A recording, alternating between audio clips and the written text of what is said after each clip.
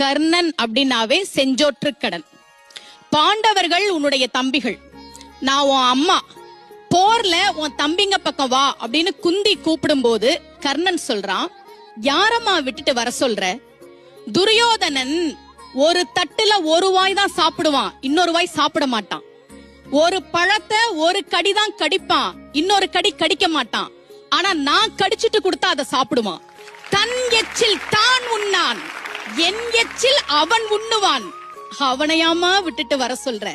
ஒரு நாள் அர்ஜுனனை நான் வில்வத்தையில ஜெயிச்சிட்டு கம்பீரமா நின்னேம்மா. துரோணாச்சாரியார் கேட்டார், அவன் அரசன், உன் அம்மா யாரு, உன் அப்பா யாரு, உன் ஜாதி என்ன?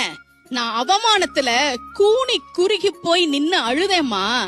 அப்ப துரியோதனன் கேட்டான், என்ன பேசுகிறீர் துரோணாச்சாரியாரே?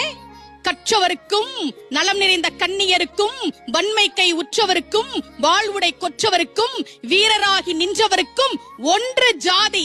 சில பேர்ட்ட ஜாதி கேட்க கூடாது, அதுல வீரனும் ஒருத்தன் உங்களுக்கு தெரியாதா? என்னால கர்ணனுக்கு அம்மாவை தர முடியாது, அப்பாவை தர முடியாது, அவன் ஜாதியும் தெரியாது.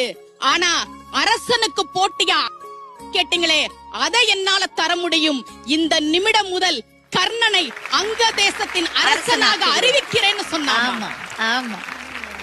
என்ன அரசனாக்கி அழகு பார்த்தானே, அவனையாமா விட்டுட்டு வர சொல்ற? வரமாட்டேம்மா. திடம்பட திடவேல் ராஜராஜனுக்கு செருமுனை சென்று செஞ்சோற்று கடன் கழிப்பதுவே எனக்கு இனி புகழும் தருமமும் கருமமும் ஆகும். தம்பிங்க பக்கம் வரமாட்டேன்னு உறுதியாக சொல்லி செஞ்சோற்றுக்காக உயிர் விட்டவன் கர்ணன்.